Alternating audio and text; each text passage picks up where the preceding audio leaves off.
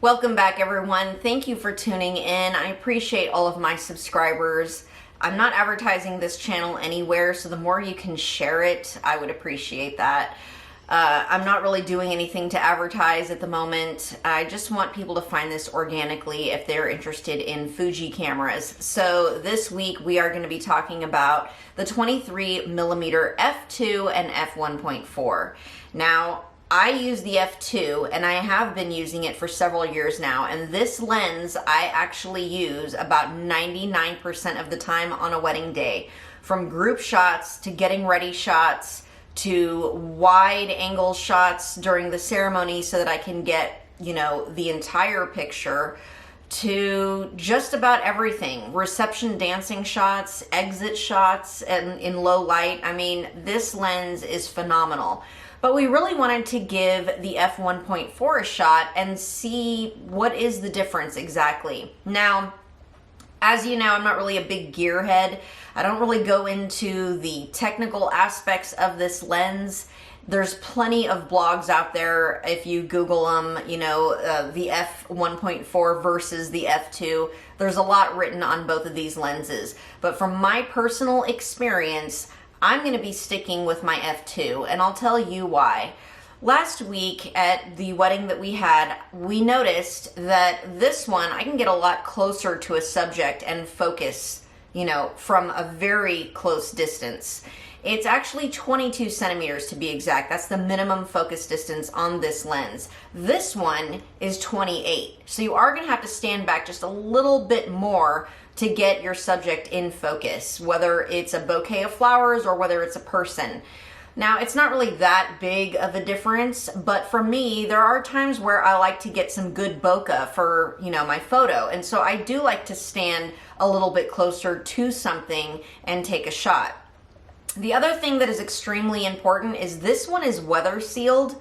This one is not, which is actually surprising to me because this one is nearly twice the price as this one. We spent close to $900 on this lens. This one you can find for about $450 to $500. So that's huge to me. You would think that the f1.4, it would be amazing, it would focus a lot faster. It does, but I actually like this one a lot better. To me, it's lighter, smaller, and it focuses just as fast as this one. On a real wedding day, I'm not noticing a significant difference here. Now, I do like the fact that it's bigger and chunkier, and it reminds me of the 56mm. That's kind of cool. But the fact that it's not weather sealed, that's a deal breaker for me. Also, one thing that we found a little annoying is this focusing ring, okay? It pops out so easily. So when you're trying to focus and grab this ring down here to change your aperture, this can have a tendency to sort of pop in and out. So all of a sudden you find yourself in manual focusing mode and you didn't mean to. So that's kind of weird too. My trusty f2 doesn't have that feature. So, you can turn just the aperture quite easily and not mess with anything else. I also actually like how small it is.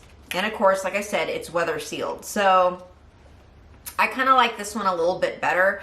My husband adopted this lens. Now, he loves it. He's not really much of a prime lens user. He's more of a zoom. I use primes all the time. So for me, it's really strange to have a zoom lens on and twist it back and forth to get closer or farther away from a subject. I'm so used to just stepping forward and stepping back. So for him, it was a challenge getting used to this, but he still loved it. And he was able to get things in lower light that he was never able to get before. So he has adopted this lens. He really likes it. But if we are shooting a wedding in the rain or it's sprinkling, we are going to have to be a little bit more careful with this lens. So I do like it, it's great, but I'm not really noticing a significant difference. In bringing the images up in Lightroom that he took with this one versus the one that I took with my f2, I'm not seeing any significant difference at all. They look exactly the same, each image side by side. Now again, I'm not really a gearhead. I'm not on here to talk about the specifics. There's plenty of blogs out there that talk about stuff like that. So you can pull up sample images to compare. But for me, I'm not really noticing a huge difference, except for the price point. That was huge. But we are going to keep it. He's going to use it on his camera, and I'm going to use mine on my camera. We're both very happy with them, and we're glad that we got them.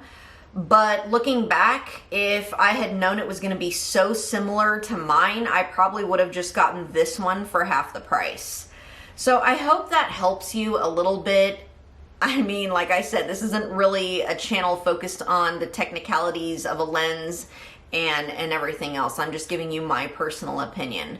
We both really love the lens. We're going to keep it. He's going to use it, but I'm still going to use my trusty f2. I love how small it is. I love that it's weather sealed. I love that it's so versatile. I can literally shoot getting ready photos in the morning and exit shots at night. So it never leaves my camera. Anyway, I really hope that helps you guys. Please send in your comments, other videos you'd like to see. I am posting some videos on the vlogging camera that I'm now using, the Canon M50 mirrorless, which I love. I'm actually using it right now, and I am using the Sigma 1.4 lens, and I love the good bokeh that I'm getting in the background right now while shooting this video. So I'm really excited. Things are going great. I hope everything is going good for you guys. Let's kick this virus in the butt and just move on this year. Am I right? So thank you so much, and hit like and subscribe.